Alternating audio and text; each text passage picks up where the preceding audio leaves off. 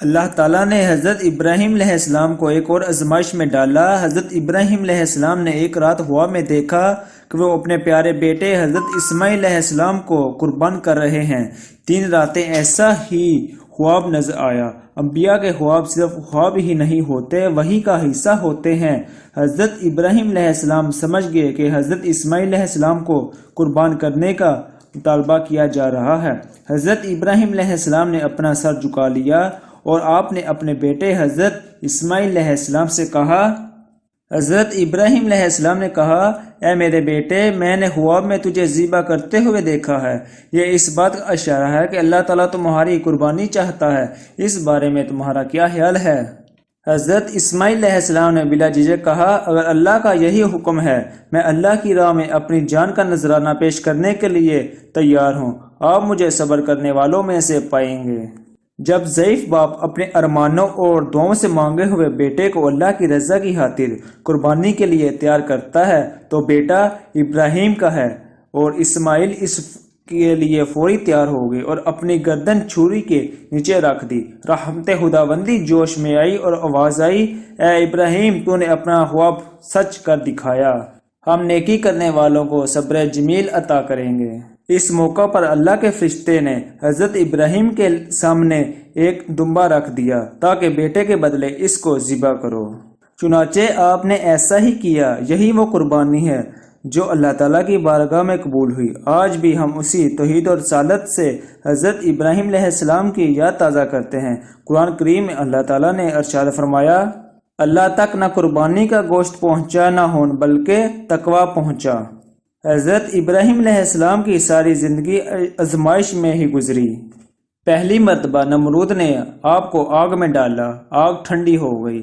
دوسری مرتبہ اپنی بیوی حضرت ہاجرہ اور ننھے اسماعیل کو سنسان اور ویران علاقے میں تنہا چھوڑنا پڑا۔ تیسری مرتبہ اپنے اسماعیل کو اللہ کی راہ میں قربانی کرنی پڑی، لیکن اللہ نے رحم کیا۔ ہم بھی اسی طرح اپنے اندر قربانی کا جذبہ پیدا کر سکتے ہیں۔ اللہ کی راہ میں جہاد کرنا قربانی ہے، غریب کو کھانا کھلانا قربانی ہے، غریب کا جسم ڈانپنا قربانی ہے، وطن کی حفاظت کرنا قربانی ہے۔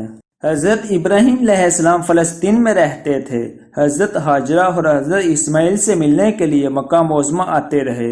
ایک مرتبہ حضرت ابراہیم علیہ السلام بیت اللہ کی تعمیر کی غرض سے مکہ تشریف لائے۔ اس وقت حضرت اسماعیل علیہ السلام کی عمر تقریباً 20 سال تھی۔ باپ نے بیٹے سے ملاقات کی۔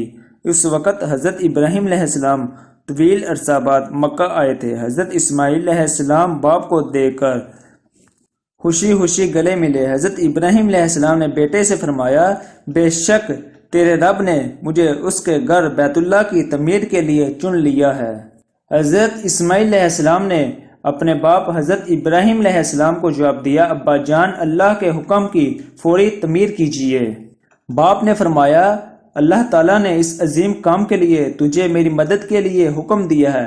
عرض کیا، میں حاضر ہوں، آپ کر گزریے۔ چنانچہ کعبہ کی تعمیر کے لیے دونوں کمر بست ہو گئے اور کام شروع کیا۔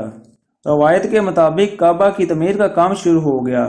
حضرت جبرائیل علیہ السلام نے رہنمائی کی، کعبے کی بنیاد کس جگہ رکھی جائے اور اس کے لیے کتنی جگہ گھیری جائے اور کس طرح تعمیر کی جائے۔ حضرت جبرائیل علیہ السلام کے کہنے پر باپ اور بیٹے نے کھدائی شروع کی۔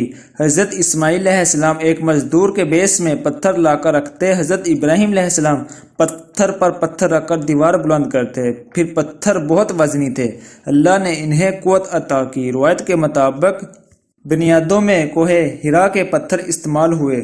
جب دیوار اتنی بلند ہوئی کہ اونچائی پر پتھر رکھنا دشوار ہو گیا تو حضرت ابراہیم علیہ السلام نے اپنے بیٹے حضرت اسماعیل علیہ السلام سے کہا، ایسا پتھر تلاش کر لاؤ جس پر کھڑے ہو کر دیوار بلند ہو سکے۔ سیدنا اسماعیل علیہ السلام ایسا پتھر تلاش کر کے لائے اور اس پتھر پر کھڑے ہو کر دیوار کو بلند کیا۔ اسی مقام کو ابراہیم علیہ السلام سے یاد کیا جاتا ہے۔ اس سخت پتھر پر پاؤں کے نشان بن گئے۔ جب دیوار مرضی کے مطابق بلند ہو گئی تو حضرت ابراہیم علیہ السلام نے حضرت اسماعیل علیہ السلام سے کہا کہ ایک عمدہ سا اور پتھر لے کر آؤ تاکہ اس کونے پر نصب کیا جائے اور یہ قاعدہ بنا لیا جائے کہ طواف اسی جگہ سے، اسی مقام سے شروع ہوگا۔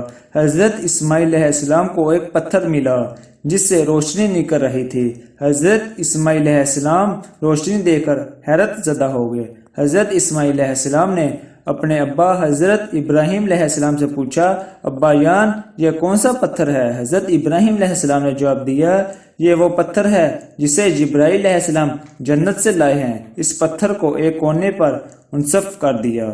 طواف کا چکر اسی مقام سے شروع ہوتا ہے۔ آئیں اپنے اندر روح ابراہیمی پیدا کریں۔ اللہ تعالیٰ سے دعا ہے کہ اللہ تعالیٰ ہمیں مقام ابراہیم اور حجر اسود دیکھنے کی توفیق عطا فرمائے۔ اللہ تعالیٰ ہم سب کو اپنے گھر کی زیارت نصیب فرمائے، آمین۔